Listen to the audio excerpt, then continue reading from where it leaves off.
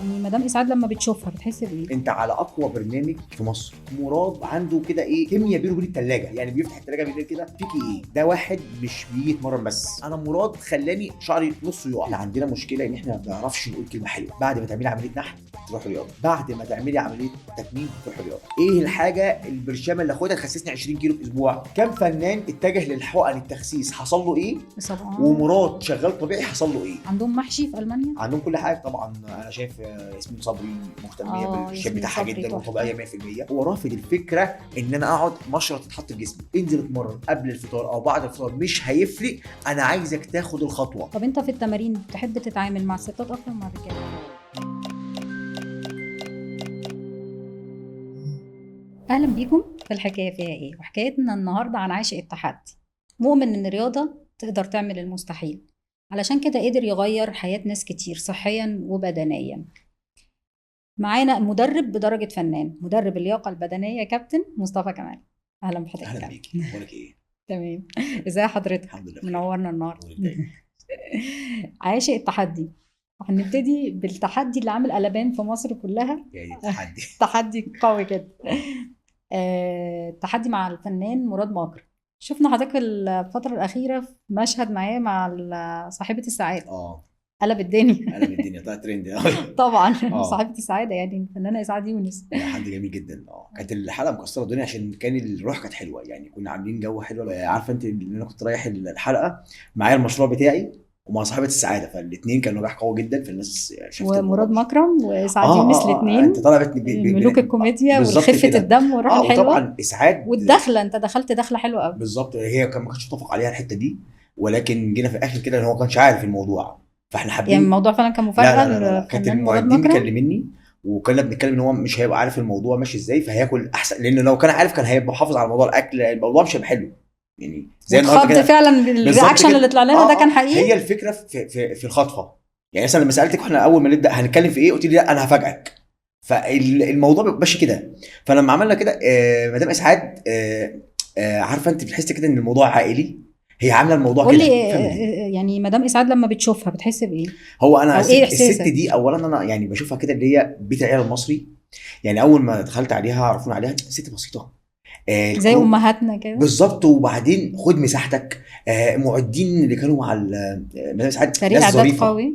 لا ظريف. يعني انا مثلا رحت برامج كتير قوي، لا الناس دي حلوه، بتعرف تطلع احسن ما عندك، بتعرف تخليك خد مساحتك، اشتغل، انجح. الحلقه دي هتكسر معاك الدنيا لو استغلتها صح. اشتغل، اعمل حاجه كويسه. فبدات اخد البوست منهم اللي هو طب ما الدنيا حلوه اهو. لا لما كنت رايح الاول مدام اسعاد، طب الحلقه خايف شويه متوتر شويه. انت على اقوى برنامج في مصر حقيقي ومع اسعاد يونس. لو انت مش شاطر وناجح مش هتبقى في الحته دي. هل بقى انت رايح بالمشروع بتاعك اللي انت مخسسه هتتكلم عنه قدامك، مش بس الناس هتشوف بقى اللي هو ايه انت خسست مراد، اين مراد؟ لا مراد قاعد جنبك بيبدا ينكش فيك. مدام اسعاد شايفه الحدث قدامها. فالموضوع كان حلو بالنسبه لي قوي. وهو بياكل كان يا عيني واخد راحته جدا. انا مش قادر اسيطر عليه. ودخل انت بالخاص عليه. هو كان بادئ بقاله اسبوعين ما كلش فري، فالحته دي جات له نجده قوي ان هو ياكل. ده الاكيل بالظبط. ده العالم المصري كله اكل. ومراد ده يعني لو كلمتك عنه، مراد عنده كاريزما حلوه طبعا. مراد عنده قبول حلو. يعني انا مرنت نجوم كتير جدا، بس مراد ليه كده جانب خاص. انا عايزه اعرف بقى تجربتك مع كابتن مراد الشخصيه بعيد عن التمرين الاول. يعني الشخصيه انا ومراد كملنا الكيمستري اللي بينك وبينه. هي الفكره كلها ان مراد ده جالي من اللي سنين احنا شفناه على الشاشه. لا بس مراد كان ليه تجربه معايا قبل كده، جالي من سنين شويه واشتغلنا مع بعض. بس كان بالنسبه لي مراد هدف وزنه فوق ال 165. عنده مشكله انه عايز ينزل في وزن سريع، وهو بيجرب بقاله 20 سنه انه يخس وبيحب الاكل. لا هو مراد ما بيحبش الاكل. انتوا واخدين فكره عن مراد غلط. كلنا واخدين فكره. مراد ما بيحبش الاكل. مراد عنده كده ايه كيمياء بينه وبين الثلاجه. ده يعني اكتر يعني من يعني ان مراد ما بيحبش اكل. هو ايه يعني انا افتكرت ظلمته. مراد ما بياكلش الاكله من اجل اللي انا ايه انا اكلت اكله حلوه خلاص. لا مراد ممكن يحاكي بينه عاطفه بين الثلاجه. يعني بيفتح الثلاجه بالليل كده فيكي ايه. فممكن لو السعرات ما عدتش ال 70,000 سعره انا كده ما اكلتش. يعني ممكن يجيب طبعا. يعني ممكن يجيب مثلا السمنه البلدي على البيض على عجوه على حاجه جت في دماغه فيجرب. مش الحته حلوه. طب ده التعامل معاه صعب جدا. بالظبط كده. فالناس مراد مش طفس، يعني مراد مش بياكل اكله انا اكلته خلاص، لو ما الاكله بيتمزج. بالظبط. ايوه فهو عشان كده هو ذويق، يعني الناس فاكره ان هو بياكل اكل في المطاعم. لا، مراد ما بياكلش اكل في المطاعم، مراد ممكن ياكل اكله بيتذوق لو الاكل عجبه خلاص. ايوه، هو كان بيطلع في البرامج يقول لك الاكل مش عاجبني، مزاج عادي. الشخصي ممكن تعجبك انت، بس مراد في حياته الطبيعيه لا، فنان في اكله، يعني بيحط اكل على اكل ممكن انا وانت ما يجيش في نستغربه، دماغنا بس يطلع حلو. والناس تقول لك واو احنا بجد اكله حلوه قوي. فهو عنده مشكله مع الموضوع ده، هو بيحب التلاجة، هو بيفنن في الاكل، هو عنده مشكله ان الاكله دي لو هتبقى ب 5000 سعر حراري مش هاكلها، لازم تكون معديه قوي عشان هو بيدور كل ما السعرات الحراريه زادت. وعنده مشكله كبيره تانية ان هو بيصالح نفسه بالاكل، وقالها كذا برنامج ان هو في ناس ايموشنال ايتنج بيرضي نفسه ان انا اكل اكل حلوه. كان قدرت اعالج ده بقى، لان مراد لما اشتغلت مره تانية بقى عالجت ده. ما اشتغلتش على جسمه، بس دي حته متهيألي سايكولوجي اكتر. ما اشتغلتش على جسمه، اشتغلت على دي. بدات اشتغل مع ده اللي هو المايند سيت نفسه بقى. طب ما نجرب شويه الكوميديا. يعني الكوميديا اللي طلعت في قدام الناس دي هي مش مقصوده، هي طلعت الاول وجابت مع الناس. اصلا الفيديوز اللي بتعملوها مع بعض دي اول فيديوهات بقى هنشوفها مع بعض انا ومراد كانت فكره ان انا وهو اتمرن، لا مش متمرن، العب لا مش هلعب. فكان القصه اللي هو الراجل ده هيبقى المدرب. من هنا بدات الفيديوهات تمشي بقى. كتب مره قال عليك على كابتن مصطفى، قال الراجل ده حط سمعته سمعته على المحك. ايوه لا وفعلا هو قال لي كده، انا يعني هو قال لي انت الوحيد اللي مؤمن بيا، لا هخس لا هجيب له بالظبط. فهو كل حاجه لما وقال شعره وقع، قال شعرك وقع لما شفت الفروت سالاد بتاعته. هو وبعدين هو يعني ده كانت ايه الستوري اللي ورا المانشيت؟ هو دايما زي ما بقول كده، احنا في الجيم مع بعض انا وهو يعني مثلا اقول له مراد اشتغل، لا مش شغال، لا هشتغل، لا اتمرن، شيل وزن. ومراد فوبيك جدا في حته ان انا بخاف اتصاب. عنده مشكله. طب هي دي مشكله متهيألي عند كل الناس الاوفر ويت، بتبقى يعني بيخافوا جدا من موضوع الاصابه. بيخافوا من الاصابه هي، بس مراد الحته دي عنده مهمه جدا، ان هو ما بيسلمش. يعني مراد دايما بيسال كتير. يعني مراد مش الشخص اللي هو خش هنا اتمرن ليه وبتعمل ايه وليه دي، طب ليه ما اعملش المكنه دي. هو بيقول على جهاز المكنه لازم يفهم قبل ما يعمل الحركه. هي دي عشان ايه. حسيت بألم هنا، هي دي اثرت لما انا عملت دراعي كده ولا لا. فاسئلته الكتير دي لو ما حدش معاه فاهم، هو مراد فاهم قوي، لو ما فهمش مش هيقتنع فمش هيعمل. وبعدين مراد بيقرا بعد ما انت بتقول له. يعني انا بشوف مراد بيقول لي حاجات احنا بنتكلم مع بعض فيها، يقول لي اصل انا قريت في كذا كذا ان كذا كذا كذا. فده واحد مش بيجي يتمرن بس، هو بيتمرن وبيفهم وبيعمل ايه، لان هو بيخاف على جسمه جدا. شايف ان الموضوع بالنسبه له مهم جدا.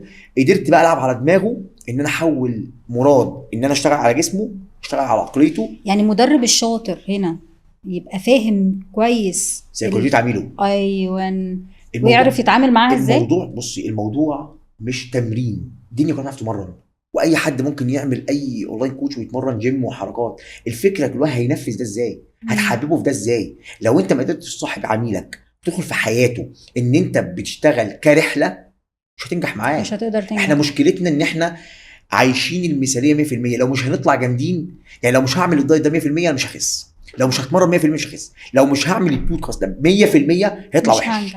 فلو احنا عندنا بقى حته المثاليه دي مش هنقدر حاجه. ابدا خد الخطوه. انا بدات معاه 5 شهور، اول شهرين انا مراد خلاني شعري نص يقع، هو انا واقع بس وقع تاني. ما هو قال ليه؟ لان انا وهو كنا بنتحدى بعض، هتكمل مش هقدر، انا عندي تصوير. كان بيجي له احباط كتير في ايوه النص. طبعا. وبعدين بقى حضرتك انت بتتعاملي مع مجتمع في الشعب المصري بيحب الناس بالاكل. لا احنا عندنا مشكله ان احنا ما بنعرفش نقول كلمه حلوه لبعض.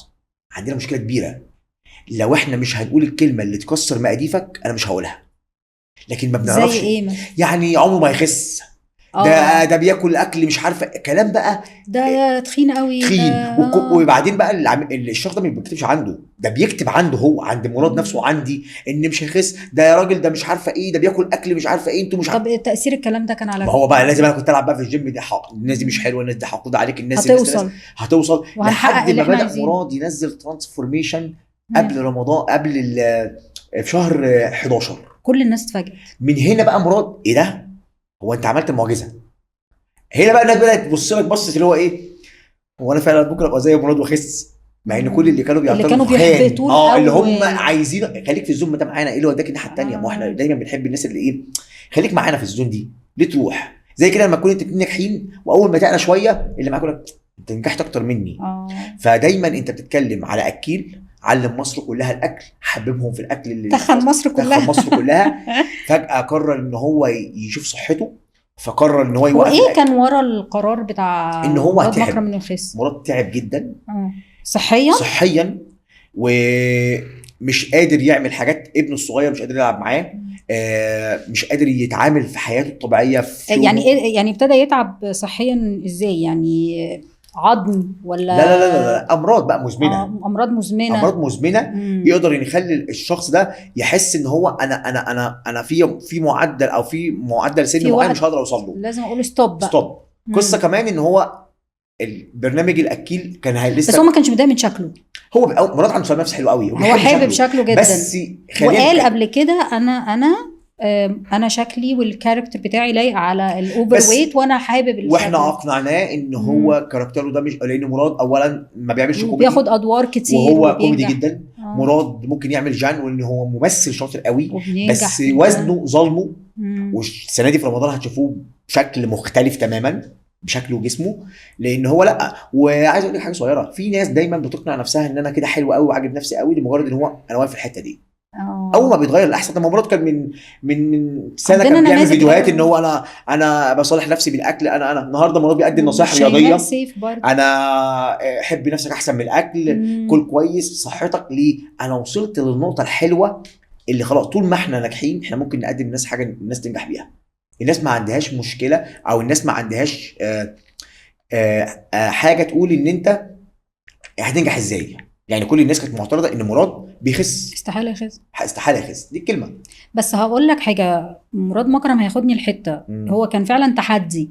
تعرف ان بسبب الفنان طبعا مع حفظ الالقاب مراد مكرم غير تفكير ناس كتير كانت بتلجأ بسرعه للعمليات. ده هياخدنا مهلسك العمليات. يعني ناس كتير حتى لما كانوا يلاقوا حد تخين وخس اكيد عمل عمليه. لا رياضه لا. فده كان تحدي. في ناس كانت معترضه على مراد وبداوا يرجعوا لي لما مراد خس. ايه ده، هو انت خسست مراد ازاي؟ طيب اقول لك حاجه، مراد ما بياخدش برشامه خالص. مراد ما بياخدش سبلمنتس اللي هي الحاجات العاديه، الواي بروتين والحاجات دي ما بياخدهاش. انت شايف طبيعي. ان البرنامج الغذائي والرياضه ممكن يكونوا بديل لعمليات التخسيس اللي هي العمليات اللي دلوقتي طالعه جديد كتير عن السمنه؟ هو شئتي ام ابيتي هي الرياضه. بعد ما تعملي عمليه نحت هتروح رياضه، بعد ما تعملي عمليه تكميم هتروح رياضه. المشكله ان الناس بتتجه للحل السريع. ما احنا لسه قلنا لك احنا مش عندنا فكره الرحله، احنا عندنا فكره الكمال. احنا عايزين المثاليه. ايه الحاجه البرشامه اللي اخدها تخسسني 20 كيلو في اسبوع؟ ايه العمليه اللي تخليني في 3 شهور ابقى اكيد؟ هي احنا عندنا كده، ما عندناش الرحله. لكن لما نيجي نتكلم النهارده ان انا بديل لكل حاجه. انا الجيم النهارده بقى محطه مهمه لكل حاجه. اي حد عنده اصابه في ظهره بعد علاج طبيعي بيتاهل في الجيم. اي حد بيعمل تكميم عشان ما يترهلطش وجسمه يترهل بيروح الجيم. اي حد عشان يحافظ على عمليه النحت اللي هو عاملها عند الدكتور بالشيء الفلاني هيروح الجيم. بس مراد مكرم مع حضرتك اثبتوا ان انا ممكن ما اعملش عمليات خالص. مراد اثبت لي لا. ابتدي الرحله هتعب شويه. بس خلينا بقى نقارن بقى. وحاجه هقول لك كده حصر، يعني كم فنان اتجه للحقن التخسيس حصل له ايه؟ ومراد شغال طبيعي حصل له ايه؟ انا شكيت بصراحه في الاول ما شفت مراد. قلت لا لو عمل عمليه لا خد حقن لا اكيد. يعني زي ما بيقعدوا يقولوا بقى اصلا عملت المراره. مراد على زي اقول لك، لو انت اتفرجت على صاحب السعاده مراد صريح جدا. يعني مراد حكى قصه حياته في التخسيس. بدا يعني انا كنت مثلا قبل الحلقه دي قاعد في الكالوريز بره ومش شايفني، وده برضو اللي خلاه يقول براحته. يعني اللي هو كان بيقول ايه، انا بدات مع الدكتور فلان خسيت مش عارفه ايه، وبدات مع الدكتور علان خسيت ايه. هو لو انا جنبه مش هيذكر دول، بس هو كان واخد راحته اللي هو ايه، انا بذكر حياتي ماشيه ازاي. هو صريح. لو كان خد حاجه كان قال لك. لو هو بيخاف من ده ان مراد استحاله من رابع المستحيلات، وده اتعرض عليه فور فري انه يعمل عمليه تكميم ويعمل بدون اي مقابل. هو رافض الفكره ان انا اقعد مشرط تتحط في جسمي حتى لو هقعد 100 سنه العب جيم. ما هو بقاله 20 سنه بيخس. واذكرها انا بقالي 20 سنه بحاول اخس مش عارف ليه. لان كله كان بيتعامل مع مراد ورقه وقلم، تاكل ايه تشرب ايه. انا عملت لعبه حلوه قوي مع مراد. بدات العب معاه لعبه السايكل كارب مثلا. انت مرات بتحب الاكل، بحب الاكل واكل، بقيت اخلي ايام تصويره ياكل كل الاخضر واليابس، وايام العكس تصويره في الجيم زيرو كارب. تمشي على نظام بقى هو ما حسش مختلف بده اصلا، تماما. هو ما حسش بده، هو كان اصلا كاره الكارب، فتمام ماشي وخلاص وكده. واحده واحده بدا يظبط اكله، واحده واحده بدا مراد يبص في المرايه الخسيت. انت اللي كنت بتحط له النظام الغذائي؟ يعني هو كان بيمشي عليه، يعني كان بيمشي 50% 50%، بس اقسم ان احنا عملنا حاجه مع بعض. طب نظام غذائي لوحده من غير خطه في الرياضه اكس غلط. غلط. الاثنين لازم يكونوا بعض. ليه بقى؟ طب رياضه من غير نظام غذائي، إكس. اكل كل اللي نفسي فيه واعمل إكس. رياضه. غلط. ليه غلط؟ الرياضه لوحدها والتغذيه لوحدها ما ينفعش. ليه بقى؟ الناس عندها مشكله كبيره في حته ان ان الاكل يخسسني. الاكل او كواليتي الاكل احرم نفسي. الكواليتي. الناس عندها خلينا نتكلم احرم حته صغيره نفسي كده، حته نفهمها للناس. حته ان انا النهارده بحط لك نظام اكل مش بس عشان تخس، انت معدل حرقك بيتظبط بالاكل، الاسترس اللي عندك بيتظبط بالاكل، مودك بيتظبط من الاكل، تفكيرك بيتظبط من الاكل. احنا مشكلتنا ان احنا عندنا بنفكر ان الدهون هنا، الدهون هنا. لو ده نضف من الدهون احنا هنعيش حاجه كويسه قوي. احنا عندنا مشكله ان احنا بنربط ده. لو انا النهارده ما اكلتش كويس كواليتي التمرين بتاعتي تبقى ولا اي حاجه. طب ما احنا كلنا عندنا نفس مشكلات مراد مكرم، احنا زعلانين بننبسط بالاكل. شفتي تقول دي عشان هو ايه؟ عشان هو مش الاكل بالنسبه لنا ايه؟ مش استمتاع، هو متعه وقتيه، حاجه احنا بناخدها. انا لو مشيت على نظام غذائي هكتئب بقى. ايه هو النظام؟ اغلب الناس ايه هو النظام؟ ايه هو النظام اللي انت متعود عليه؟ على حسب. الجبنه قريش، حته الجبنه اللي مش عارفه ايه، حته توست. احنا حافظين مش فاهمين. طب ما انا ممكن اكل كل حاجه بشكل صحي. انت غيرته ده، انا غيرت الشكل التقليدي أيوة. للدايت. ايه المشكله لما تاكلي كل اكل بيتك الجميل القمر، بس بدل ما تستخدمي سمنه بلدي قد كده استخدمي حته قد كده. ليه بدل ما تستخدمي نص ازازه الزيت تستخدمي زيت زيتون؟ ايه مشكلتك في ده؟ احنا مشكلتنا بنحب الرمرمه، اتعودنا عليها. بالظبط. لو احنا نظفنا الموضوع ده واشتغلنا بطريقه صحيه هننزل في الويت جامد جدا. ليه بقى؟ احنا عايشين في الحياه انا وانت. يعني الناس تقول لك ايه يا عم كلنا هيموت. يعني كلنا هنموت يعني ايه؟ يعني انا نفسي افهم الكلمه دي. حد يقول لي يا عم كله عيش كلنا هنموت. طب ليه انا اموت على كرسي متحرك؟ ليه اموت في الانعاش؟ ليه اموت في سمنه مفرطه؟ ليه اموت النهارده وانا في مستشفى عندي تصلب شرايين؟ ليه اموت بحقنه؟ ليه ما اموتش موته طبيعيه لذيذه حلوه تليق بيا ان انا راجل صحي، صحتي مع اولادي. انا صحي بس محروم. هيقول لك انا صحي بس احنا محروم. مشكلتنا ان احنا بص في فرق. خلاص انت قلت ان انا هغير شكل الدايت، انا مش هخليه حرمان. ايوه انا عامل كتاب، انا عامل كتاب وصفات بنزله دلوقتي في 170 وصفه، فيها محشي، فيها فاهيتا، بيتزا، بس معموله ازاي؟ احنا اتعودنا لو مش الزيت خدنا نص الازاز دي كبيناها على الاكل بتاعنا، يعني هناكل كل اللي نفسنا فيه وهنخس. بس بطريقه صحيه. وهنخس. ايوه ما انا وعد. بص انا مش عايزك تاخدي الموضوع تحدي وتارجت. خدي رحله. الرحله بتقول ايه؟ ان انا وانت عايشين في الحياه. ايه المشكله لما اخس 20 كيلو في سنه؟ ليه عايز اخسهم في شهر؟ ليه عايز ابقى وشي دبلان؟ عشان بنزل بمر بمراحل وانا بخس احباط كتير. احباط نفسي حلو جدا واكتئاب بقى. جميل. دايما الناس عندها ربط ما بين الدايت والاكتئاب. الدايت بيعمل ستريس، والتمرين بيعمل ستريس، والتفكير بيعمل ستريس، وحياتك فيها ستريس. احنا عايزين نثبت ده. ليه؟ طب هقول لك سؤال صغير. ليه احنا لما بنيجي ننزل الجيم اول ما بنكتئب بنسيبه؟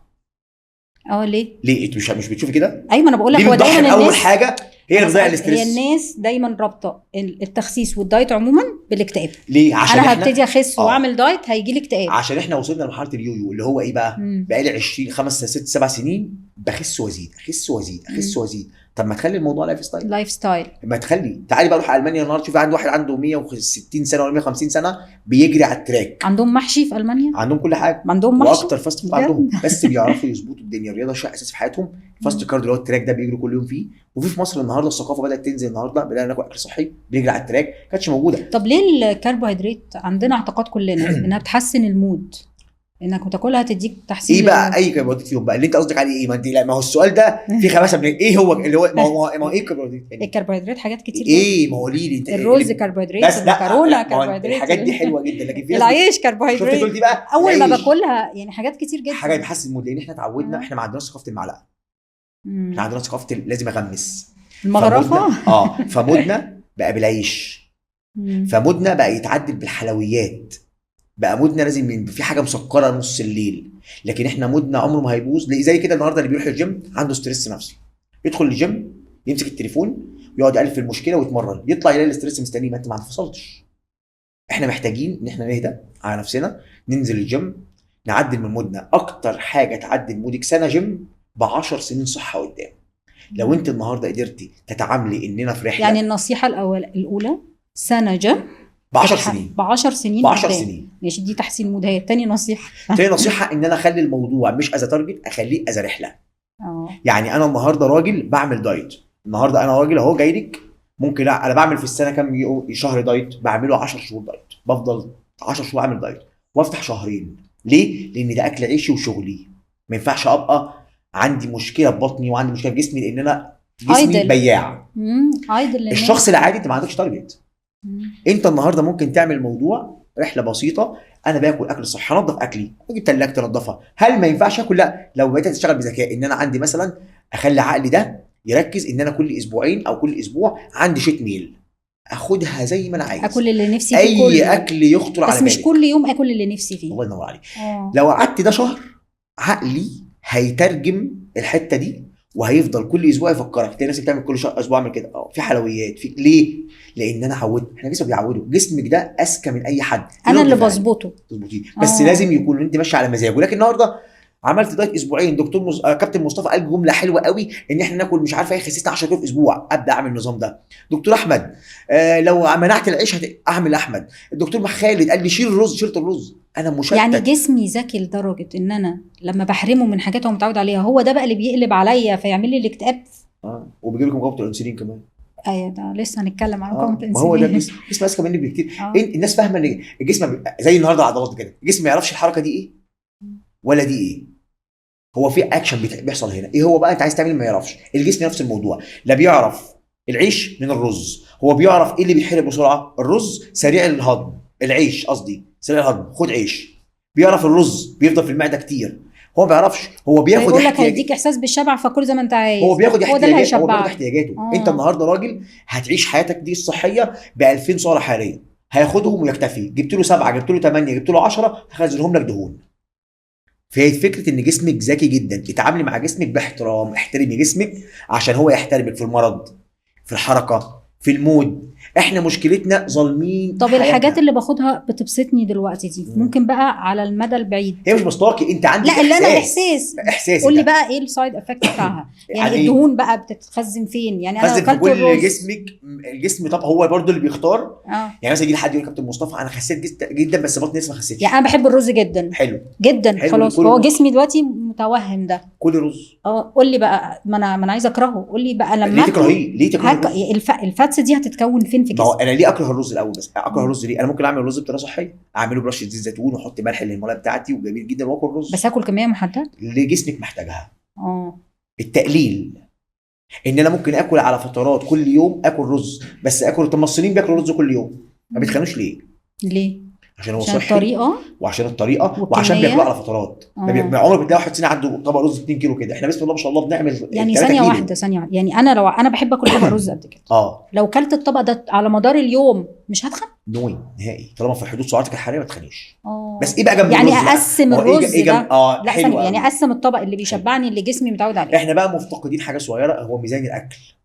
البيوت المصريه مفتقداه، بتهتم بالدايت اكتر. لا ده اهم من الدايت. لو جبت ميزان بالنظر لمده اسبوع يحكم لك اكلك، عرفت انت محتاج النهارده كام بروتين وكام كارب، انت تبقى مرتاح. النهارده مثلا انا بعمل ايه؟ باجي كل اسبوعين اخد شيت ميل، او كل اسبوع باخد النهارده 3000 سعره حراريه على مدار الاسبوع. ال 3000 دول انا محتاج منهم كام؟ انا اصلا محتاج 4. بخلي 1000 على جنب لحد اخر الاسبوع. معايا اخر الاسبوع كام؟ في السبعه 7000 سعره حراريه. يعني ممكن اخد الاخضر واليابس في الشيت ميل بتاعتي. وجسمي ما يزيدش كيلو. طب ما الدايت طلع حلو جدا جدا، بس احنا مصعبينها. احنا اللي مصعبينه على نفسنا. لكن احنا لو ظبطنا، عشان كده انا عندي مشكله كبيره في الاطفال اللي طالعه جديده.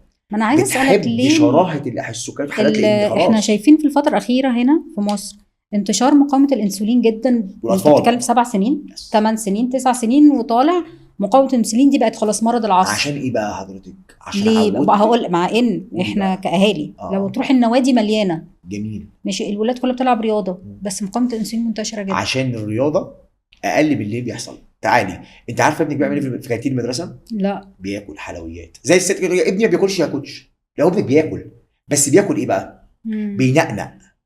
النقنقه دي مع طفل صغير مقدور قد كده بياكل كتير، مش لازم ياكل لحمه وفراخ قدامي، بس بياكل اكل بيرفع مقاومه الانسولين عنده. الاكل اللي عدم صحي ده بيرفع مقاومه الانسولين، اللي هو في الكانتين من المدرسه، وانت بتفاجئيه كل جمعه هنروح انا وانت وبابي عند مطعم الفلاني هناكل كذا. فخلاص ده كله هو اتعود. انت خلاص لا بياخد فيتامينز، لا بياخد زبادي ولا لبن ولا اي حاجه، انت منع عنه ده. انت حضرتك مش انت بتجيبي لبن في البيت. طب ازاي احميهم؟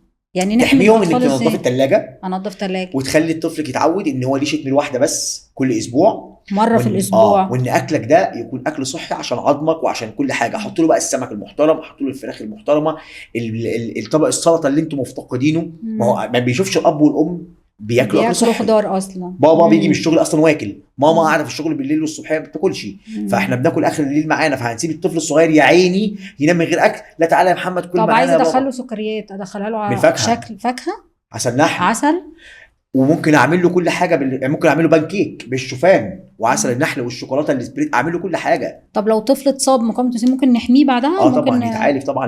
لو ظبط اكله وظبط تمارين ولعب الرياضه تفرهده قوي هيبقى كويس جدا. لكن اسيبه لما يبقى عنده في ثالثه، من ثالثه اعدادي يجي له سكر على طول، لان احنا بنسيب بقى، واحنا ما عندناش التشيك اب على الجسم. يعني الفتره دي ابنك كل 6 شهور تعملي تشوفي خطه طب ما هو برضو عندنا مشكله، انت لما بنيجي نقول دلوقتي لحد لا انا مش هاكلك كذا، ما هو المشكله بقت ثقافه عامه.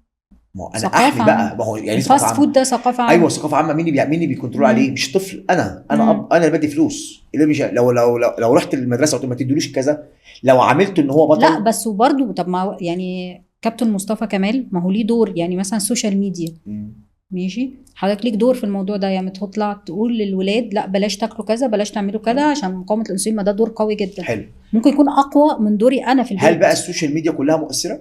ما هو ده السؤال بقى، مؤثره؟ بس طب ما هي مؤثره. انا شايفه في حاله مراد مكرم، لو انا كنت ناويه اعمل عمليه من عمليات التخسيس لا مش هعملها بعد ما شفت مراد مكرم. طيب خلينا اثرت عليا طبعا. خلينا نتكلم في الحته الصغيره دي عشان ده سؤال جامد قوي منك ان انت تقوله لي، هجاوب لك عليه. هل السوشيال ميديا في رياضتي انا، مش هقول على الناس، مؤثره؟ مؤثره، بس في فجوه في النص. هل كل اللي على الساحه كلامهم صح؟ لا. يبقى في مشكله، في فجوه هنا. انت النهارده جايبه مصطفى ليه؟ عشان مصطفى نجح مع مراد، طلع مع صاحبه السعاده، عمل ترانسفورميشنز مرعبه جدا طبعا. فالراجل ده ثقه. انا النهارده هو حقق حاجه انا لو ما كنتوش طلعت انا كنت شكيت طبعا. في بقى غير كتير بيبدا يقول حاجات غير واقعيه، زي النهارده هعمل لك دايت بلان تخس 12 كيلو في اسبوع. هل ده منطقي؟ فيعلي الاكسبكتيشن فالدنيا فمين يصدقه؟ حضرتك وحضرتها وحضرته. في ناس ما بتصدقش. النهارده تعالى اعمل لك بلان تخس عضله الخفسه دي اللي انت بقالك سنين عمرك بتعمليها، انا هخسسها لك في 4 اسابيع. اكس غلط. فبالتالي مؤثره ولكن مش بالشكل الناس فاهماه. لازم ابقى في مصداقيه. فالسوشيال ميديا ادت فرصه لناس كتير جدا تطلع على الساحه. قصدك انا هساعدك، انا ككوتش هساعدك وانت هتساعد نفسك معايا، صح كده؟ ما هو انا لسه بقول لك، فلازم تساعد نفسك بقى انك تفهم مين الصح مين الغلط. تبدا الرحله بتاعتك بشكل حلو قوي، تبدا تحافظ على طفلك من السمنه المفرطه، لان انت هتعاني من ده. عايز اقول لك ان في دلوقتي اطفال بيبقى سنهم 16 سنه بيدخلوا تكميم.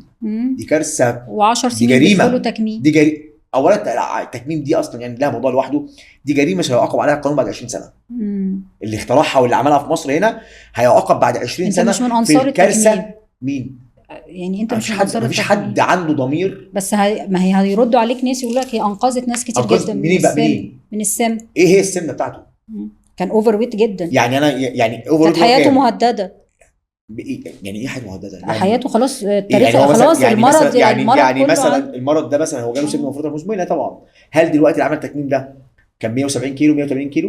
هل ما بيعرفش يتحرك؟ طالما بيعرف يتحرك يقدر يلعب رياضه ويقدر يمشي. لكن النهارده لما تيجي تقولي لي ان هي انقذت واحد من الهلاك ولا من الضياع ولا الاشاعات اللي بنسمعها دي، انت حضرتك قصيتي 80% من حجم معده انسان ربنا حاططها لانسان ده. انت شلت 80%. انت حضرتك دلوقتي شلت المكان اللي بيمتص كل نسبه الفيتامينز اللي الشخص ده محتاجه.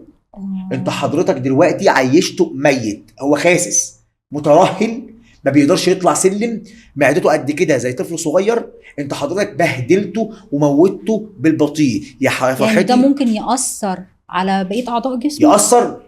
آه. حضرتك انا انت كنت بتتكلمي على الاسترس والاكتئاب صح؟ آه. انت عارفه ان لو جبت لي حد عنده تكميم عنده الاكتئاب دبل اللي عند اي حد عادي، ياه. مجرد انه طبعا، بس ده مش بيبقى. بصي احنا عندنا خوف من المجتمع ان احنا احنا نقول عندنا للناس، سرعة دايما. احنا عندنا مشكله اللي هو ايه، اقول للناس انا تعبت، بنخاف الناس تشمت فينا، فبنقول ايه، لا العمليه كويسه وحلوه. كويسه لمين؟ كويسه لواحد على كرسي متحرك يعملها، لواحد جرب كل النتائج ومش قادر يوصل لحاجه، لشخص عنده سكر مش قادر يعالجه. لكن يعني أنا انت مع كيسز معينه مع أيوة. اوكي، بس مش يبقى حل سريع ولكن مش الحل الامثل والتجاري اللي بقى يحصل دلوقتي ان حد يبقى 80 كيلو يعمل تكميم. طيب احنا دايما مهتمين بالناس الاوفر ويت واللي خسوا كده. طب النحافه بقى، الناس النحيفه اللي هي مرضى النحافه بجد، اللي هو الوزن قليل قوي قوي، تمام، ده بقى المسلز بتاعته ضعيفه جدا. مين قال لك كده؟ ولازم يكون نحيف المسلز عندي ضعيفه؟ لا، ممكن اكون قوي جدا، عندي مسلز قوي جدا بس نحيف. طب ده بتتعامل معاه ازاي؟ هتعامل معاه ان انا هنزله الجيم وهبدا افتح له وجباته. ليه بقى؟ لان برضه وتبني المسلز. هو منظور غلط بقى ايه، عايز تتخن وانت نحيف كل اي حاجه. هو هيعمل فاتس، فتبص تلاقي هو عنده سكيني فات، بطنه عاليه وجسمه نحيف. ليه؟ لانه كان غلط. طب الشخص ده بقى لو بدا ياخد مكملاته او ياخد الواي بروتين بتاعه لو هو سنه فوق 19 سنه، ويظبط الخمس وجبات بتاعته وياخد احتياجاته من البروتين والكارب بميزانه. انت محتاج النهارده 5000 سعره، انت محتاج النهارده ممكن شكل الشيب يتغير في 3 شهور، يعمل ترانسفورميشن مرعبه في 3 شهور مرعبه. ده وعد وعد 3 شهور في فلوس كده كتير كده في شغل. ايوه ناس كتير قالت لي انت هتقابلي كابتن مصطفى اساليه السؤال ده. 3 شهور اضمن لك اصل كل الناس مهتمه قوي بالاوفر ويت، انما عامل كورس الفتره الجايه للناس النحيفه لان هم دول دلوقتي بقوا كتير قوي في المجتمع. احنا دلوقتي المجتمع غريب جدا، لا اما ناس اوفر ويت لا اما ناس نحيفه جدا. فده لا 3 شهور يعمل ترانسفورميشن لو التزم باكله وتمرينه ويظبط نفسه بقى كده، بس يكمل 3 شهور ياكل اكله صح، لكن ورياضه ده اهم حاجه، لان مش هعرف اعمل ماسلز باكل بس. لازم ماسلز ورياضه، لازم اكل ورياضه. انت لما بتعمل خطه او بلان للرياضه الشخص ده، انا هعمل له بلان كده، بتفضل تتابع يعني تتابع الخطه دي وصلت معاه لحد فين وتغيرها، ولا خلاص هي بتستمر على طول؟ قصدك ان انا ببدا اشتغل معاه واحط له خطه واغيرها يعني ابدا اشتغل بتغيرها بتلاحظ يعني جابت نتيجه ما جابتش نتيجه، محتاج في ثوابت ما اقدرش اغيرها. زي السعرات ما اقدرش العب فيه، لازم تاخدها زي ما هي، انواع التمارين. ولكن بقى اللي بيتغير هو حياتك وحياتي. شخص بيشتغل على المكتب 10 ساعات عمره ما هيبقى زي شخص فراغ طول اليوم. شخص بينام 4 ساعات غير الشخص بينام 8 ساعات. هنا بقى بيبقى المتابعه زي كده، زي مثلا كنت بلعب مع مراد، بدا اشتغل معاه نغير اكل، نبدا نشتغل على تمارين، ابدا اغير في الحته دي عشان اوصل للترانسفورميشن. ابدا اتابعه بشكل يومي، انت بتعمل ايه، اكلك ايه، شربك ايه، واهم حاجه ان انا اخرجه من حته الاسترس. لان في ناس بيجي لك العامل النفسي ده مهم معاك جدا. 80% من نجاح فورمتي عامل نفسي. 80% عامل نفسي ليه؟ لان الشخص ده عنده مشكله في شغله، ده ستريس، والتمرين اصلا اللي في الجيم عندي ستريس. طب عايز اسالك سؤال برضو مهم قبل ما بنشوف برضو ناس عملوا فورمه بسرعه جدا. ماشي، دخلوا حاجات، حقنوا وعملوا عايزين نسال بقى عن الحاجات دي والمواد دي، وبيعملوا ايه عشان نلاقي الفورمه فجاه كده، ولو بطلوا عشان نلاقي الفورمه دي راحت. اتكلم لا اتكلم، ايوه اتكلم زي ما انت عايز. لا ما تبروزش، لا اصل دي صحه شباب. طيب انا ضد الهرمون في دخول اي حد رياضي. طالما دخلت هرمون في جسمك انت مش رياضي. الهرمون ده بياخدوه ايه، حقن ولا حقن؟ دلوقتي بقى سبلمنتس، بقى تابلتس. ولازم نفرق بين السبلمنتس اللي بناخدها في الجيم زي البروتينات والحاجات اللي بتتاخد دي، ونفرق بين الاسترويد اللي هو الحقن والحاجات اللي بناخدها على طريق التابلتس اللي ممكن تتحول من حقن لحاجه ثانيه. انا ضدها، لان اول ما تدخل حاجه من دي في جسمك انت بقيتش رياضي، انت بقيت شخص عادي في حته ثانيه مش مندرج. احنا لازم نفصل بين الحتتين دول. سؤالك بقى مضره مش مضره؟ قطعا مضره. ايه اضرارها؟ كل حاجه تتخيليها. قول لهم عشان لا عشان لا لازم دول شباب احنا لازم نعرفهم ايه اضرارها. انت قلت من شويه قلت اضرار عمليات السمنه بمنتهى الصراحه. تمام. الناس عندها مشكله ان ايه اضرار المواد دي ده ايوه بيعمل مشكله في التستوستيرون بتاع الرجاله والضعف الجنسي والحاجات من دي، ممكن تاثر عليه. هو هتاثر عليه، ولكن طب ما لما شاب ياخد النهارده 18 19 20 سنه، انا هقول لك اهو. بس الفكره في ايه؟ ان مش دي المشكله الوحيده. تمام. المشكله الثانيه بيضرب كلى وكبد. فالناس فاكره ان الاسترويد مش الحقن او الاسترويد مش هي دي بس، يعني لو دي بس في ناس بتعرف تعالجها. القصه الثانيه انك بتضرب اماكن في جسمك انت مش فاهمها. واحنا في مصر هنا ما عندناش ثقافه التحاليل قبل ما اعمل الكورس وبعد ما اعمل الكورس. احنا بنوفر ثمن الكورس. ليه اعمل تحاليل ب 5 6000 جنيه لما ممكن اعمل اصلا الكورس كله ب 5000 جنيه؟ في بعض الناس بتعدي منها، طبعا في بعض الناس بتعدي من الموضوع بتبقى سليمه كويسه جدا وبيعيشوا حياتهم. انت شايف الشيب بتاعها النتيجه بتاعتها بتبقى حلوه؟ نتيجه ما حسب مين اللي بيعملها. ما بص، انا ضد اي شخص ده مش اكل عيشه ياخدها. انت جارد ومحتاج تعمل ماسلز محترمه كبيره، ده طريقك، مقتنع بيه، ناجح فيه. طب هو عمل ماسلز كبيره وشكله كبير وكل حاجه، بس لو حد عمل له كده بيقع. مش بتاعتي بقى. انا مش هديله النصيحه دي. انا بقول له ده غلط وده صح. شغلك واكل عيشك، عايز تاخد ده خد. مضر مضر. في طيب مشكله في مشكله. بص ما دام جينا بقى على الشكل والماسلز والفورمه، لو سالتك على الفورمه بتاعت بعض الفنانين في الفتره الاخيره تقييمك. احمد السقا الفتره الاخيره.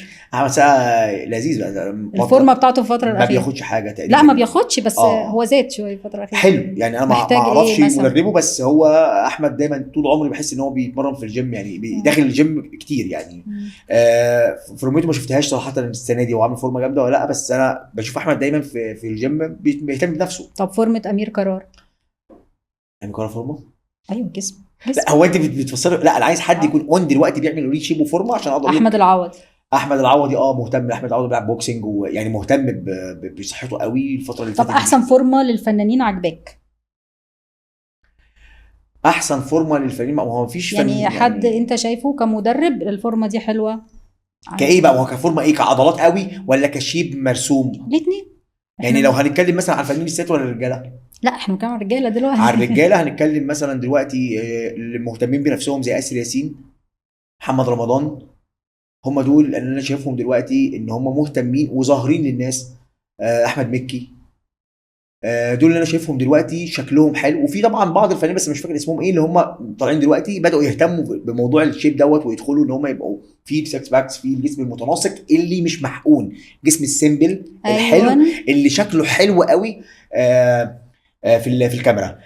مين تاني برضو بدأ يعمل؟ في حد ممثل مش مذكر اسمه بس هحاول افتكره لك، عامل في رمضان مسلسل هنا برضو طالع بشكل جسمه كده، مش عارف، عمرو سعد تقريبا. عمرو سعد صح.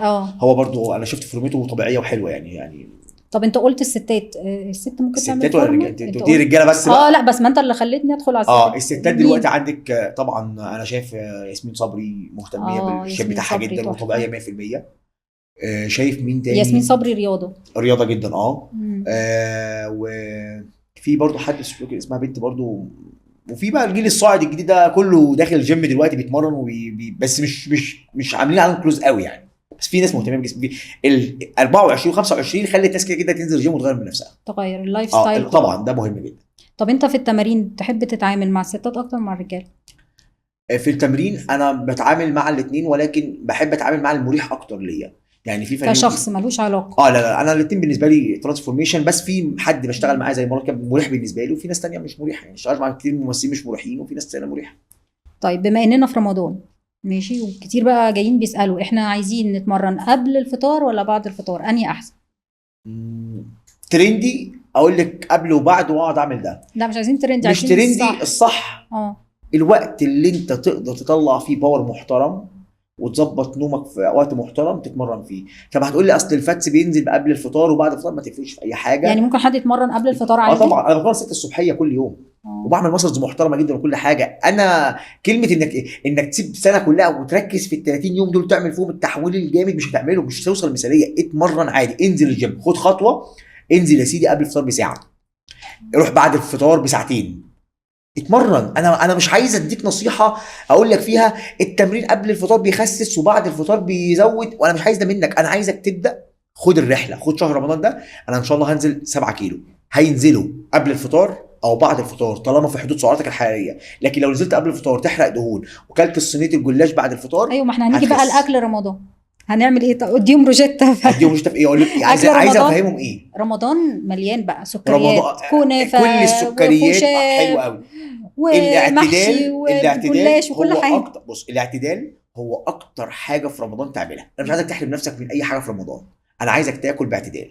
بدل ما تاكل حاجه كده كل حاجه كده، بدل ما تاكلها على يوم كلها على 3 ايام. النهارده باكل حلويات، ابدا اقسمها، بدل حتتين قطايف اخد 2 قطايف كل يوم. مش هيفرقوا معاك سعراتهم لو انت حسبتها، مش جايين 200 سعر حراري. لو كلتهم على الاسبوع هتاكل كلهم حلويات بس، لكن ما اكلش نص كيلو والحته البشاميل قد كده وافتح واقول عايز اخس. عايزك تستغل رمضان، او تستغل رمضان 30 يوم تاخد فيهم الروشته الصغيره. اظبط اكلك بدون حرمان، كل من اكل البيت عادي ولكن نظف اكلك. انزل اتمرن قبل الفطار او بعد الفطار، مش هيفرق. انا عايزك تاخد الخطوه فقط لا غير. خدت الخطوه نتكلم بعد العيد بقى انت عملت ايه. ونعتبر دي النصيحه هنختم بيها البرنامج. يلا بينا. دي احلى نصيحه. كنت سعيد جدا كنت معاك النهارده، وانا طلعت انبسطت مني جدا. كلام حلو قوي، وان شاء الله يعني نعمل حلقه تكسر الدنيا ان شاء الله. ونشوف الدنيا ماشيه ازاي معانا انبسطت بعد جدا كده. معاك. شرف ميرسي لي عظيم. جدا. ميرسي جدا.